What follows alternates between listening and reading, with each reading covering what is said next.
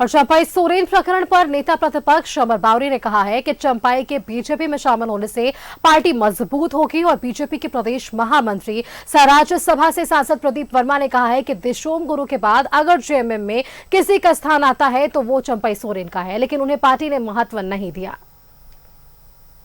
Bharatiya Janata party परिवार में अभिनंदन है, स्वागत है। आपके आने से न सिर्फ भारतीय जनता पार्टी को मजबूती मिलेगी बल्कि भारत रत्न आदरणीय अटल बिहारी वाजपेयी जी के सपनों का झारखंड बनाने में हम सबको आपका सहयोग मिलेगा। हम सब लोग आपका स्वागत करते हैं, अभिनंदन करते हैं। हम मिल करके एक बेहतर झारखंड के निर्माण में आगे बढ़ेंगे और झारखंड को बनाया भी हमने है और संवारेंगे भी हम ही। आदिवासियों की हितैषी बनने वाली झारखंड मुक्ति मोर्चा और कांग्रेस वास्तव में आदिवासियों की सबसे बड़ी शत्रु है।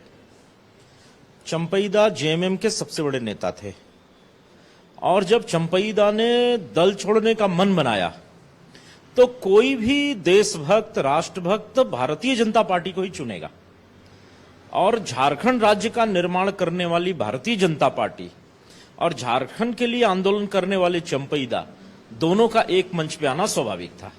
तो चंपईदा आज भाजपा के मंच पे आने को तैयार हैं। चंपाई सोरेन जी का भारतीय जनता पार्टी परिवार। आपने ये तमाम बयान सुन लिए हैं कि अब चंपाई प्रकरण पर क्या कुछ बयान तमाम नेताओं के निकलकर सामने आ पा रहे हैं। अधिक जानकारी देने के लिए हमारे साथ दिल्ली से हमारे संवाददाता अमर जुड़ रहे हैं, सीधा उनका रुख करते हैं। अमर, पिछले एक सप्ताह के भीतर क्या कुछ हुआ, ये प्रकरण हमने देखा, समझा, अलग अलग तरह के बयान इस दौरान निकलकर सामने आ पाए, लेकिन इन सबके बीच जो प्रकरण पर मुहर लगी है वो ये है कि आखिरकार अब बीजेपी में शामिल हो रहे हैं चंपाई सोरेन और तमाम जो कयास थे, कयासों का जो बाजार था वो कहीं ना कहीं अब समाप्त हो गया है। बिल्कुल, आपने सही कहा कि कल 11 बजे रात में जो मुलाकात हुई अमित शाह से, अमित शाह के बाद जब वो बाहर निकले, जो विजुअल बाहर दुनिया ने देखी, इसके बाद से उसी वक्त से ऐसा लग गया कि अब सब कुछ जो है भारतीय जनता पार्टी के होके रह गए चंपाई सोरेन में।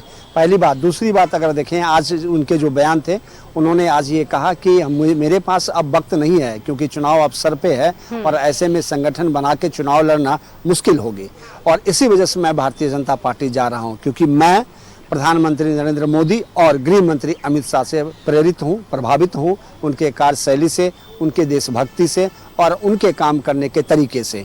और यही एक अदा है उनका जिस वजह से मैं उनसे प्रभावित हो गया हूं और यही वजह से मैं चाहता हूं कि मैं भी भारतीय जनता पार्टी में शामिल हो जाऊं। 30 तारीख को मैं भारतीय जनता पार्टी में मैं और मेरा बेटा दोनों शामिल होंगे। उसके बाद कौन क्या कहता है मैं उससे मेरा कोई ताल्लुकात नहीं है, मैं उन पर कुछ बोलना नहीं चाहता हूँ। जेएमएम क्या कहती है, जेएमएम में अगर देखें तो गुरुजी के बाद सबसे बड़ा या सीनियर मोस्ट मैं ही हूँ और इस वजह से मैं जेएमएम गुरुजी कुछ कहते नहीं है, उसके बाद जो कह रहा है मैं उसके ऊपर कोई कमेंट नहीं करना चाहता हूँ और मुझे कोई लेना देना भी नहीं है।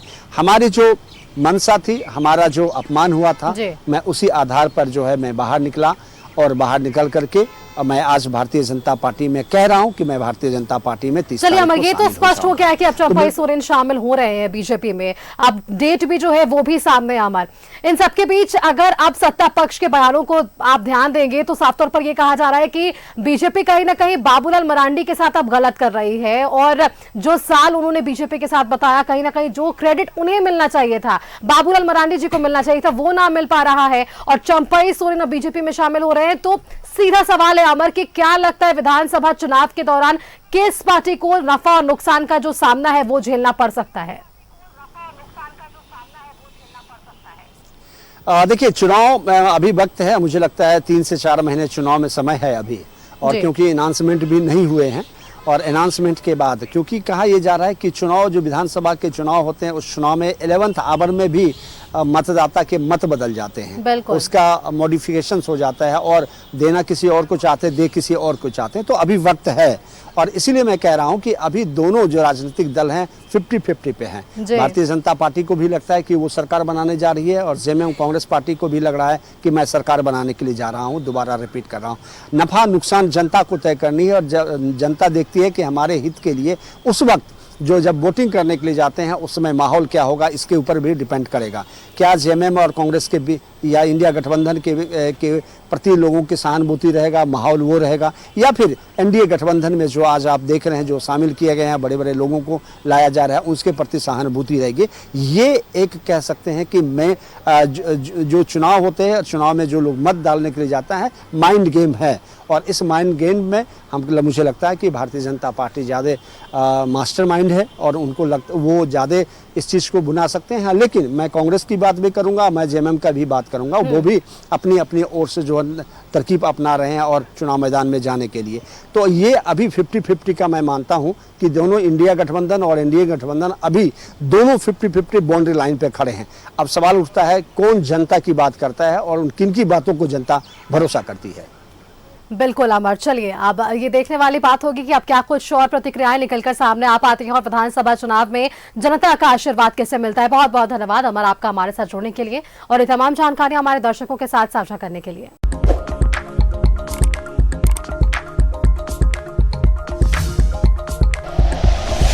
Like and share videos, subscribe करें हमारा चैनल और प्रेस करें बेल आइकॉन। न्यूज़ 11 भारत, सच है तो दिखेगा।